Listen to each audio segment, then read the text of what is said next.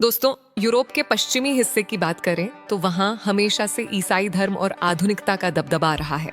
जहाँ सनातन धर्म का नाम तक सुनना कभी मुश्किल था, वहीं आज वही सनातन वहाँ पनप रहा है। जी हाँ, यूरोप की धरती पर एक ऐसा गांव बस चुका है जो पूरी तरह वैदिक जीवन शैली पर आधारित है।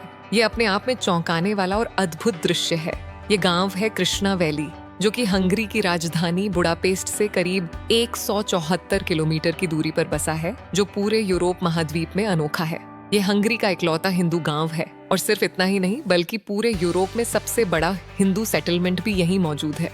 आप सोच भी नहीं सकते कि इस गांव में जो कुछ हो रहा है वो पश्चिमी दुनिया की सोच से बिल्कुल परे है। इस गांव की औरतें सिर्फ साड़ियां पहनती हैं और पुरुष पारंपरिक धोती कुर्ता और सनातनी वेशभूषा में नजर आते हैं। खेती के लिए ट्रैक्टर नहीं बल्कि बैलों और प्राचीन वैदिक त्रिकोणीय तकनीकों का उपयोग किया जाता है। यहाँ के बच्चे आधुनिक शिक्षा के साथ साथ संस्कृत भाषा और वैदिक ज्ञान भी सीखते हैं। हर बच्चा माथे पर तिलक लगाकर स्कूल जाता है और लौटने के बाद गौशालाओं में जाकर गौमाता की सेवा करता है। और हैरानी की बात यह है कि बीते कुछ सालों में इस गांव की प्रसिद्धि इतनी तेजी से बढ़ी है कि यहाँ आने वाला टूरिज्म 3 गुना बढ़ चुका है। जी हाँ, एक साल में जितने पर्यटक पूरे हंगरी में आते हैं, उससे 3 गुना ज्यादा सैलानी सिर्फ इस प्राचीन सनातनी रंगों से सजे गांव को देखने आते हैं। अब सवाल उठता है, आखिर ये गांव कहाँ है, क्यों खास है और इसे सनातन धर्म से क्यों जोड़ा जाता है? आइए जानते हैं इसके हर पहलू को और कैसे यूरोप की धरती पर धीरे धीरे सनातन संस्कृति की लहर फैलती जा रही है। लेकिन दोस्तों, उससे पहले कृपया हमारे चैनल को सब्सक्राइब अवश्य कर दीजिए। दोस्तों, जैसा कि हम सभी जानते हैं कि श्री कृष्ण का संबंध द्वापर युग से है। द्वापर युग के बाद अभी कलयुग चल रहा है, पर अभी भी एक ऐसी जगह है जहाँ जाने के बाद आपको लगेगा कि आप द्वापर युग में आ गए हैं। श्री कृष्ण से जुड़ा एक ऐसा गांव जिसे कृष्ण घाटी या मॉडर्न व्रज के नाम से जाना जा रहा है। यहाँ आने के बाद आपको लगेगा कि आप पहले समय के ब्रजभूमि में ही पहुंच गए हैं। यहाँ आज भी महिलाएं साड़ी पहनी हुई तथा पुरुष लोग धोती कुर्ता में दिखेंगे, सर पर तिलक लगाए नजर आएंगे। रास्ते में लोग मिलेंगे तो वह आपसे हेलो हाय नहीं बल्कि हरे कृष्णा बोलकर आपको नमन करेंगे। लेकिन हैरान तो आप तब हो जाओगे जब आपको पता चलेगा कि ये जगह भारत में है ही नहीं। कृष्णा घाटी इंग्लिश में कहे तो कृष्णा वैली या कृष्णा घाटी हंगरी के सोमोजिवामोस नामक स्थान पर देश के दक्षिण पश्चिमी कोने में बैलेटोन झील के पास फैला हुआ है। लगभग 280 हेक्टेयर भूमि पर फैला यह गांव अंतर्राष्ट्रीय कृष्ण चेतना समिति इस्कॉन द्वारा 1993 में स्थापित किया गया था। इस गांव के कई नाम हैं। पहला नाम है कृष्णा वैली, दूसरा नवव्रज धाम यानी नया ब्रज और तीसरा इंडियन कल्चरल सेंटर। पर असली और सबसे प्रसिद्ध नाम है कृष्णा घाटी। यहाँ अपने खुद के स्कूल, आयुर्वेदिक सेंटर, मंदिर और जैविक कृषि प्रणाली मौजूद हैं, वो भी बैलों के साथ प्राचीन वैदिक परंपरा के अनुसार। इस गांव में कदम रखते ही ऐसा लगता है जैसे सतयुग की शुरुआत फिर से हो चुकी हो। यहाँ हर घर की छत पर सोलर पैनल्स लगे हैं, जिससे पूरा गांव खुद अपनी बिजली पैदा करता है। आज कृष्णा घाटी में लगभग 150 से 200 स्थायी निवासी रहते हैं, जिनमें ज्यादातर इस्कॉन भक्त हैं। यहाँ की जिंदगी सादगी, शाकाहार और भक्ति पर आधारित है। यहाँ रोज आरती, भजन, कीर्तन, वैदिक अनुष्ठान और ध्यान होते हैं। बता दें, कृष्णा घाटी में जन्माष्टमी, गोवर्धन पूजा, होली और रथ यात्रा जैसे त्योहार बड़े हर्ष और उत्साह से मनाए जाते हैं। इन मौकों पर स्थानीय और अंतर्राष्ट्रीय पर्यटक भी यहाँ आते हैं ताकि वैदिक संस्कृति को नजदीक से महसूस कर सकें। इसके अलावा यह गांव न सिर्फ जैविक खेती करता है बल्कि सनातन के मूल भाव सादगी और समर्पण को भी जिंदा रखता है। यहाँ रासायनिक उर्वरक या कीटनाशक नहीं बल्कि गोबर और गोमूत्र से बनी जैविक खाद का प्रयोग होता है। लगभग 30 से ज्यादा गायें यहाँ संरक्षित हैं, जिनका दूध, गोबर और मूत्र खेती और आयुर्वेदिक उपयोग के लिए काम में लाया जाता है। जी हाँ, बिल्कुल हमारे देश की तरह यहाँ भी जानवरों की सेवा की जाती है। मुख्य रूप से गाय को माता माना जाता है और दुग्ध उत्पाद जैसे कि दूध, दही इत्यादि प्राप्त किया जाता है।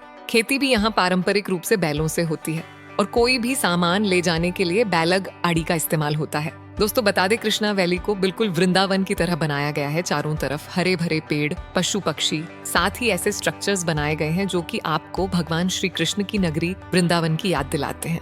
इस घाटी से होकर बहने वाली नदी को यमुना भी कहा जाता है और भारत की तरह यहाँ भी नहाने का स्थान सीढ़ियों के रूप में बनाया गया है, जहाँ महिलाएं और पुरुष अलग अलग स्नान करते हैं। आप देखोगे कि यहाँ के लोगों ने अपना पहनावा, खान पान, रहन सहन और दिनचर्या सभी हमारे भारतीय संस्कृति के अनुसार की है। पर्यटक यहाँ योग, ध्यान और भक्ति के साथ साथ वैदिक व्यंजनों की कला भी सीखते हैं। यहाँ खास बात यह है कि यहाँ खाना भगवान कृष्ण को भोग लगाने के बाद ही खाया जाता है। इसके साथ ही कुछ विशेष वैदिक अनुष्ठान जैसे दीक्षा समारोह या विशिष्ट यज्ञ केवल दीक्षित भक्तों या पुजारियों के लिए ही होते हैं। मंदिर में प्रवेश के लिए भी कुछ नियम है। शाकाहारी होना, शराब या मांस से दूर रहना और शुद्धता बनाए रखना। यहाँ के राधा श्याम सुंदर मंदिर में भगवान कृष्ण और राधा रानी की पूजा पूरे प्रेम और श्रद्धा से होती है। हरे कृष्ण का जाप, श्रीमद् भागवत और गीता का पाठ यहाँ की दिनचर्या का हिस्सा है। दिलचस्प बात यह है कि यहाँ रहने वाले हंगेरियन भक्त भी इन भारतीय आध्यात्मिक परंपराओं को अपनाकर अपनी भाषा में भजन कीर्तन करते हैं। वो हंगेरियन लोक संगीत और नृत्य को भी इसमें जोड़ते हैं, जिससे एक अनोखा संस्कृति संगम बनता है। ये दर्शाता है कि भक्ति किसी एक संस्कृति या भाषा की नहीं होती, बल्कि आत्मा और भाव की होती है। कृष्णा घाटी सिर्फ एक गांव नहीं, बल्कि एक अनुभव है, एक दर्शन है जो दिखाता है कि आज भी यूरोप की धरती पर सनातन धर्म की जड़ें गहराई तक फैल चुकी हैं। लेकिन अब सवाल उठता है दोस्तों कि आखिर ये गांव बना कैसे और किसने इसे बसाया। ये कहानी शुरू होती है करीब 34 साल पहले, सन 1993 में, जब हंगरी के एक महान हिंदू संत शिवराम स्वामी ने इस गांव की नींव रखी थी। शिवराम स्वामी का जन्म सन 1949 में हंगरी की राजधानी बुडापेस्ट में हुआ था।